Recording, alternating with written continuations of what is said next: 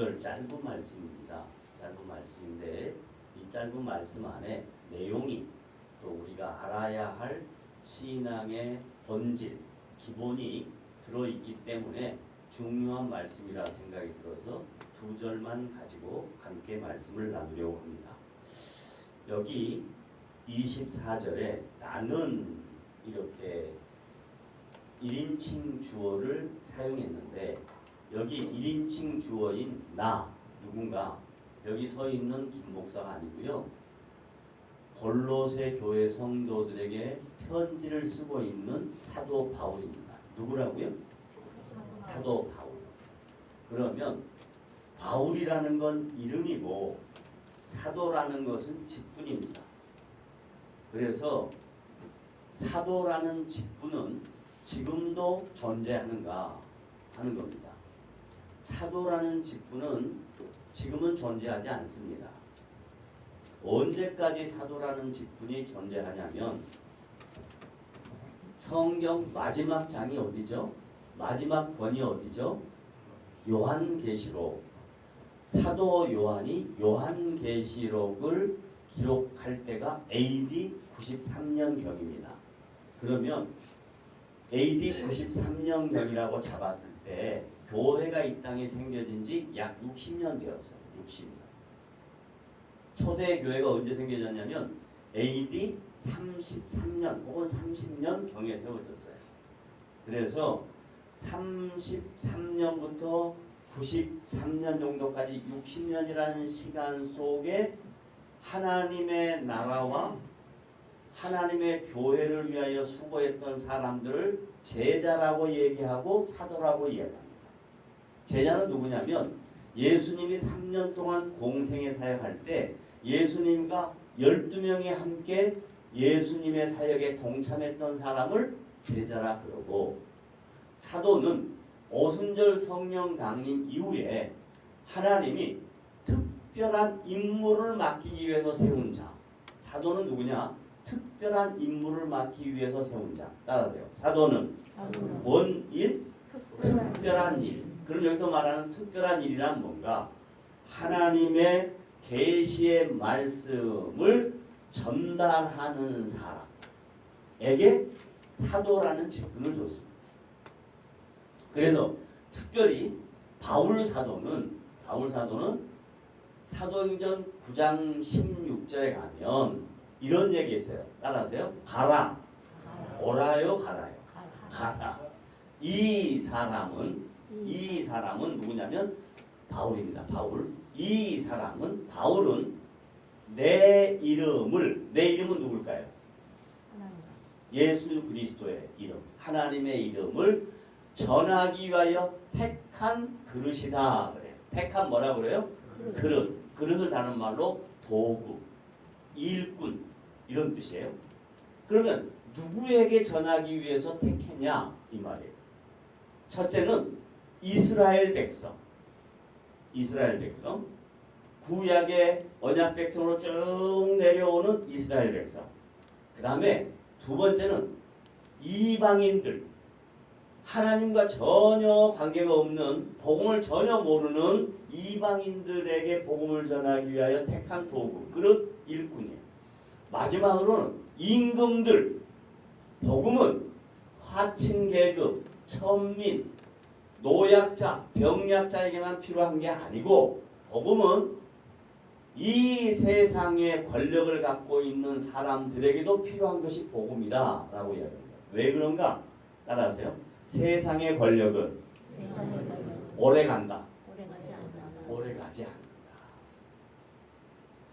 권력을 잡고 있을 때는 대단한 것 같은데 세상의 권력은 오래 가지 않아요. 왜냐하면 인간이라는 것은 자기에게 주어진 인생, 시간이라는 게 있어요. 아무리 훌륭한 헬라의 제국의 대왕도, 알렉산더 대왕도, 동양의 유명한 황제들도 자기 인생 주어진 시간 살고 나고 가면 그 다음에 좀 지나면 다 무너지고 말아요. 그래서 이 권력자에게도 복음이 필요한 거예요. 권력자에게도 복음이 필요해요. 그런데 하나님이 사도 바울을 부를 때 권력자에게 복음을 증거할 수 있을 만한 실력이 있었던 사람이에요. 어떤 사람이냐? 사도 바울은요. 이미 태어날 때 로마 시민권을 갖고 있었어요. 뭘 갖고 있었다고요? 그럼 지금 같은 뭐냐? 미국 시민권 갖고 있는 거예요. 세계 가장 최강의 나라에 미국 시민권 갖고 있어요. 근데 이 사람은 유대인이야. 유대인이 로마 시민권을 갖고 있어. 그 다음에 가마리엘 문화라고 했어요. 지금으로 우리로 말하면 서울법대야. 서울법대. 가마리엘 문화에서 수학을 했어요. 율법을 배웠어요. 그리고 율법을 배운 대로 실천하고 살았어요. 흠이 없는 사람이에요. 인간에게는 흠 없는 사람이 없겠지만 그만큼 바르게 살려고 노력했다. 이런 뜻이에요. 난지 8일 만에 할례를 받은 사람이에요. 유대인 중에 유대인이요. 다른 말로 말하면 이방이라고 짬뽕 결혼 안 했단 말이에요. 자기 조상들이. 그러니까 순종으로 쭉 지내오다가 살아왔어요. 그런 사람을 하나님이 불렀어요. 왜 불렀냐? 예수 믿는 사람들을 핍박하고 특별히 초대교회 7지사 중에 한 사람인 스데반 집사를 핍박하는 일에 앞장섰어요. 젊었으니까 젊은 혈기로. 야, 하나님을 믿어야지 예수를 믿는 게 뭐야? 이러고 스데반 집사를 핍박하고 유대인들을 선동해서 돌로 쳐 죽였어요. 그러니까 이 사람은 어떤 사람이냐면 복음을 방해하는 자고 핍박자예요. 폭행자예요.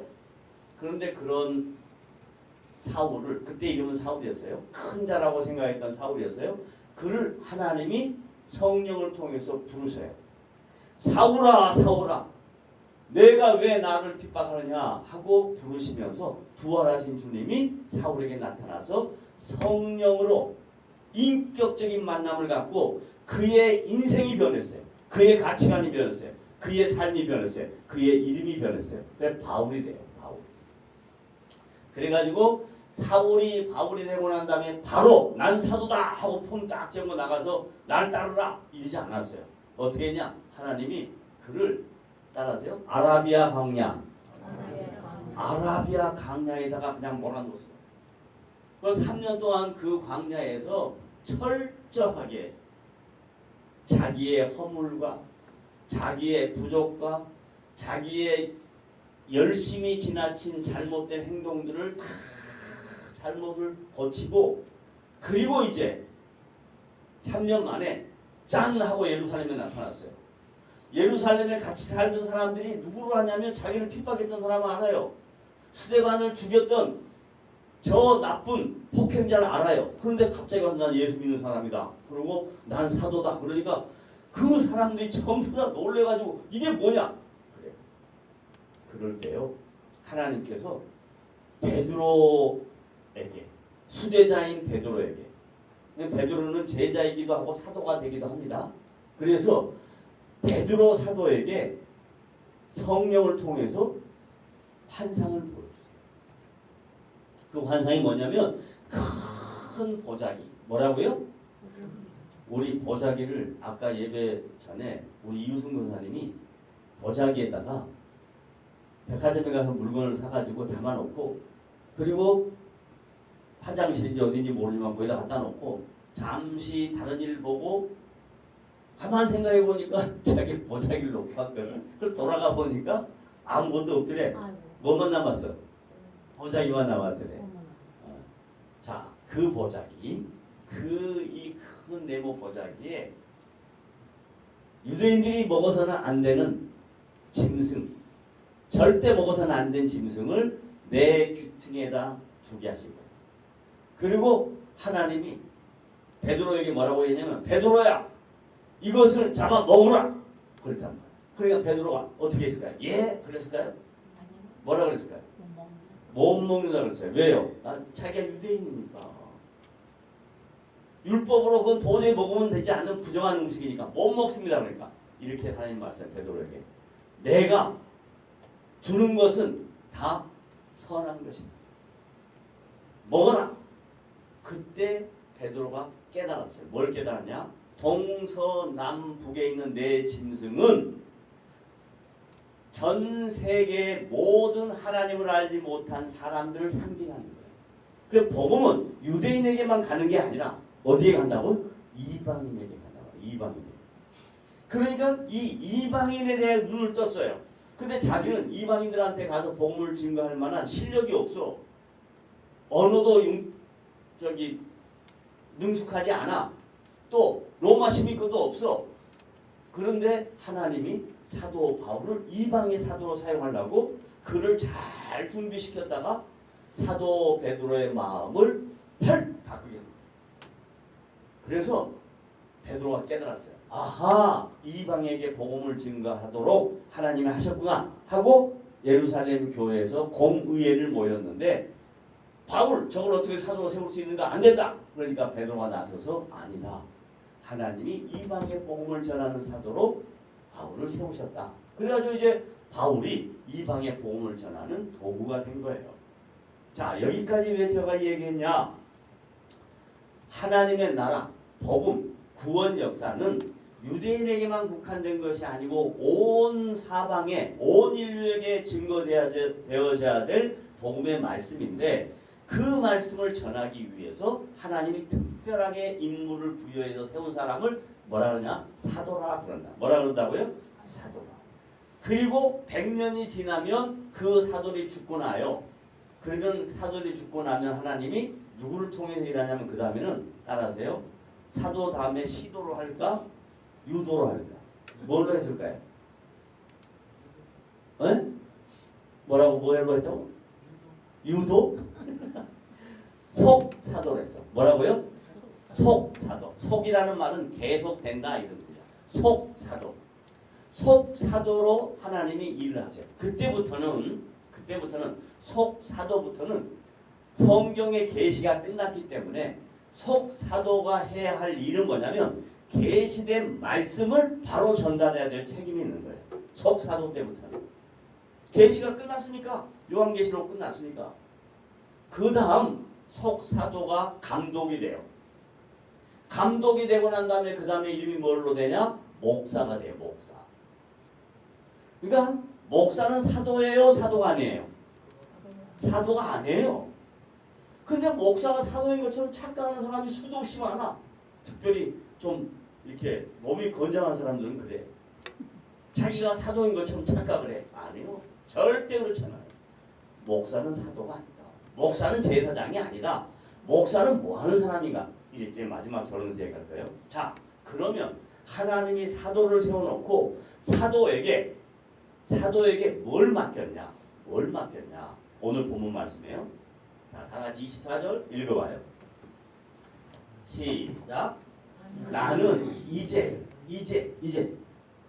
헬라어의 지난주에 했던 말이에요. 헬라어의 중요한 시제 중에 전에는 하는 과거와 이제 현재. 그러니까 신앙은 과거가 아니고 현재예요. 근데 많은 성도들이 뭐라 하냐면 목사님 제가 과거예요. 얼마나 봉사를 많이 한 줄 아세요? 목사님 제가 얼마나 헌금을 많이 한 줄 아세요? 그런 거 하지 마. 따라서 신앙은 현재다. 과거는 은혜다. 과거는 은혜로 지나온 거예요. 과거는 은혜로. 신앙은 현재야. 오늘 내가 어떻게 될 거냐? 나는 이제 시작. 너희를 위하여. 너희가 누구냐면 1차적으로 골로새 교회 성도야. 2차적으로 누구냐? 주님 오시는 그날까지 예수 믿는 모든 사람들. 우리까지 포함돼요. 우리를 위하여. 너희를 위하여. 그 다음에 뭐라 그래요? 받는이라는 것은 내가 능동적으로 행하는 거예요? 수동적으로 얻어 터지는 거예요? 수동적으로 얻어 터지는 거예요. 그래 주님의 종은 사도는 뭐 하는 거냐면 얻어 터지는 자리야. 근데 이것을 얻어 터지는 자리로 이해하지 않고 지배하는 자리로 이해하는 거야. 그러니까 자꾸 오해가 생겨. 하나님의 세우신 사도가 받았대. 얻어 터졌대. 뭘로? 여러 가지로 얻어 터진 거야. 첫째는 뭐라는 줄 알아요? 고린도 교회가 그랬어. 너가 사도면 능력 좀 행해봐.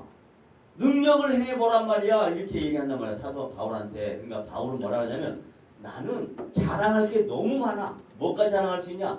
너희들이 전혀 보지 못했던 3층점까지 갔다 왔어. 다른 말로 말하면 하나님을 만나고 온 사람이야.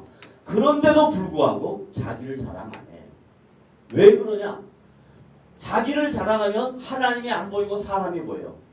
인간은 눈에 보이지 않는 하나님보다 눈에 보이는 사람을 의지하고 싶은 거야. 그러니까 절대로 자기를 드러내지 않아. 그래서 받는 뭐를? 괴로움을. 이 목사님 괴로움이 기쁘대요. 어떠세요? 제가 늘 괴로움을 주는데 기뻐하란 말이에요. 불평하지 말고. 자, 괴로움을 기뻐하고 괴로움을 기뻐하고 그러니까 내가 괴로움 주는 거야. 괴로움을 기뻐하라고. 괴로움을 기뻐하고 그 다음에 다 같이 시작. 그리스도의 남은 고난. 기가 막히다.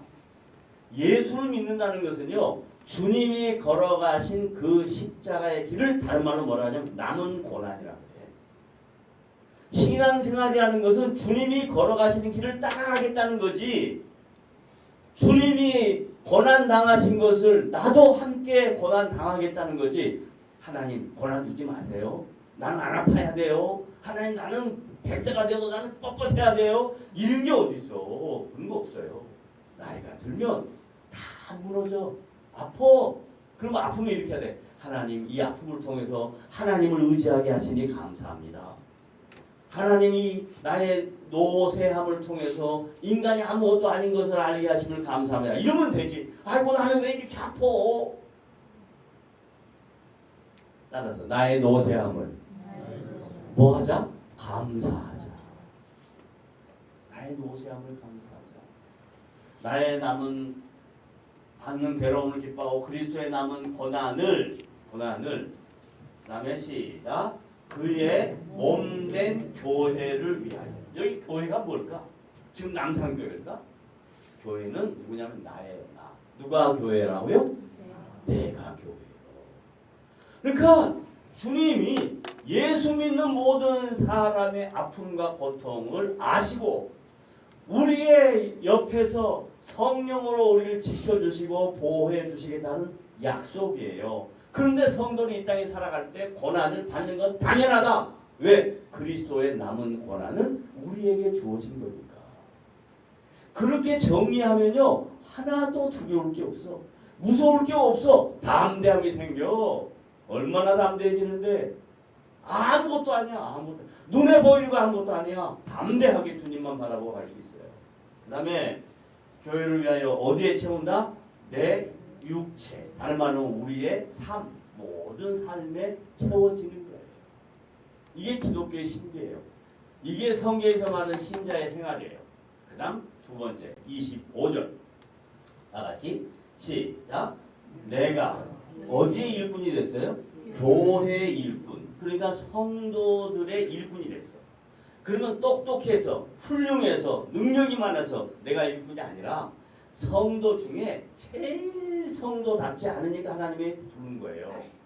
만약에요 제가 목사 아니고 여러분처럼 평신호쌤 저는 교회 안 나와요 지금. 이 좋은 날 왜 교회 옵니까? 놀러 가지. 단풍 구경하러 가지. 내가 그럴 것 같으니까 하나님이 이놈 새끼야 너 꼼짝하지 말고 주일 지켜. 만약에 하나님이 저를 목사 안 세웠으면 저 많이 놀러 다녔을 거야. 왜? 노는 거 좋아하니까. 다 아시니까 꼼짝 말어. 너 꼼짝 말어. 이렇게 하신 거예요. 능력이 많아서가 아니에요. 훌륭해서가 아니에요. 가장 허물이 많고 부족하고 연약하니 하나님 세워놓은 거예요. 그래가지고 야 저거 봐라. 저렇게 능력이 없는 것도 저렇게 문제가 많은 것도 하나님이 이끌어 가신다. 이걸 보여주는 거예요. 성도들에게. 여러분 착각하지 마세요. 목사가 똑똑한 게 아니에요. 자, 내가 교회의 일꾼이 된 것은 하나님 우리를 부르셔서 사용한 이유는 다 같이 시작. 하나님이 주어야 이게. 뭐가? 하나님이. 그 다음에 너희를 뭐예요? 아니 뭐예요? 나를 너희를 부르지만 누구를? 나를 위하여 내게 주신 사도 바울에게 주신 뭐? 직분. 여기 이제 직분 얘기할 거예요. 직분이라는 것은 맡겨진 분량이에요. 맡겨진 분량. 뭐라고요? 직분이 뭐라고요? 맡겨진 분량. 그러면 맡겨진 분량이 뭐냐? 맡겨진 분량이 뭐냐? 그 다음에 이제 여기 여러분 주보 보면 두 가지 내용이 나오는데요. 맡겨진 직분의 분량, 사도에게 맡겨진 직분의 분량. 좀 이따 얘기할 거예요. 제가 아까 사도가 목사라고 했어요? 아니라고 했어요? 아니라고 했죠. 그러면 사도에게 맡겨진 직분이 뭐고 맡겨진 분량이 뭐고 목사에게 맡겨진 분량이 뭔가를 설명해 줄게요. 자, 첫째, 사도에게 맡겨진 분량이 뭐냐? 그 다음 내용. 주보에만 있어요? 오케이. 여기 있네. 여기 있잖아. 자, 여기 있어요. 사도에게 맡겨진 분량은 1번. 사도행전 6장 4절에 이렇게 기록했어요. 시작. 오로지 기도하는 일과 말씀 사역에 힘쓰라 그랬어요. 그럼 사도에게 맡겨진 건 뭐라고요? 기도와 말씀이에요. 그럼 여기서 기도가 뭐냐? 기도가 매일 교회 와가지고 이렇게 손하고 눈 감고 기도하는 게 기도가 아니고 기도는 뭐냐면 하나님을 절대적으로 신뢰하는 행위. 따라서요. 기도는 하나님을 절대적으로 신뢰하는 행위. 그러니까 일하다가도 기도하는 거예요. 일할 때 내가 내 능력으로 일한다 이거 아니에요. 공부할 때 내가 내 머리로 공부한다 이거 아니에요. 일할 때 하나님 나는 연약해요. 하나님 도와주세요. 이런 마음으로 일하는 게 기도예요. 공부할 때 하나님 내가 아무리 열심히 공부해도 내가 머리가 나쁘니까 내가 능력이 부족하니까 하나님 도와주세요. 이게 기도예요. 근데 우리는 기도를 자꾸 어떻게 생각하냐? 교회 와야 기도한다고 생각해요. 그래가지고요. 아주 못된 버릇들이 있어요. 교회 와가지고 다 앉아서 기도하거든요. 근데 기도 안 하는 사람이 한두 사람이 있어요. 그러니까 와가지고 너 왜 기도 안 해? 교회 왔는데 왜 기도 안 해? 맨날 요 손가락질하고 있는 사람들이 태반이야 태반. 남을 외모로 평가하는 게 한국 교회의 모습이야. 아니요. 기도는 모든 일에 내 능력이 아니라 하나님의 도우심 아니면 아무것도 할 수 없다라는 것을 믿는 행위가 기도예요. 그걸 목회자가 실천을 해야 돼. 나는 아무것도 할 수 없다. 주님이 나를 도와주셔야 내가 가능하다. 이걸 믿고 그 마음으로 한 걸음 한 걸음 나가는 게 기도예요. 그 다음에 두 번째, 뭐에 전무한다고? 말씀 사역. 말씀 사역이라는 건요. 아무나 아무렇게나 그냥 의미 없이 하는 거 말씀이 아니에요. 말씀은 기록된 계시에 하나님이 그 계시를 왜 기록하셨는가? 하나님이 이 말씀을 기록하실 때 무슨 의미로 기록하셨는가? 이 말은 우리에게 뭘 요구하시는가? 이거 전달하지 않으면 말씀 사역이 아니에요. 그러니까 목사들이 맨 나와가지고 자기의 간증이나 말도 안 되는 웃기는 소리나 대부분 지금 한국 교회는 대중적인 것을 목적으로 해서 많은 목회자들이 기록된 계시의 말씀은 하나도 안 전하고 맨 엉뚱한 소리만 해요. 에? 차라리 그건 누구한테 맡기면 되냐면 황창현 신부한테 맡기면 돼요. 황창현 신부 말 잘해. 그리고 인생살이에 대해서 도 같은 사람이야. 근데 목사는 그런 말 하면 안 돼. 목사는 성경에 기록된 말씀을 전달하라고 하나님 세워놓은 거야. 그게 목사예요. 그래서 목사는 열심히 공부해야 돼. 목사 자격증만 따면 책 안 봐. 공부 안 해. 나 목사인데 뭐. 아니요. 죽을 때까지 공부해. 모르는 게 너무 많아. 모르는 게 너무 많아. 열심히 공부해야 돼. 자, 그 다음에 디모데전서 4장 5절 시작. 왜 그래야 되는지를 설명하는 거예요. 시작. 하나님의 말씀과 기도로 어떻게 거룩하여야지. 야, 거룩은요 다른 거 없어요. 구별되는 건 다른 거 없어요. 하나님의 말씀을 잘 연구하고 그 말씀을 깊이 묵상하고 그 말씀을 나누고 그리고 그 말씀 때문에 하나님이 어떤 분인 줄 알아서 모든 것을 그분한테 맡기고 신뢰하는 행위가 기도예요. 이걸 위하여 사도를 세웠어요. 사도를. 그래서 초대교회 사도는 다 이렇게 했어요. 그런데 이제 2000년이라는 시간이 지나면서 교회를 세우기 위해서, 교회가 유지되기 위해서 목사가 세워져. 그러면 세워진 목사가 사도들이 했던 방법이 가장 중요한 방법인데 이 방법은 다 놓쳐버리고 성도들이 듣기 좋아하는 말. 성도들이 듣기 좋아하는 말, 제일 좋은 말이 뭐냐면 복받아라야. 얼마나 좋아, 복받아라 그러면. 하늘에 복이 떨어진다는데 얼마나 좋아. 그 다음에 돈 많이 벌어라. 얼마나 좋아. 그거 다 좋은 말이에요. 그런데 하나님이 목사를 세워놓고 복받아라고 전하라고 세운 거 아니고 돈 많이 벌어라고 세운 거 아니에요. 뭐 하라고 전했냐? 하나님 누군가를 가르쳐줘라. 성경에 계시된 말씀을 설명 잘해줘라. 그거 세우기 위하여 목사를 세웠는데 세워진 목사가 엉뚱한 짓 하면 되겠어요?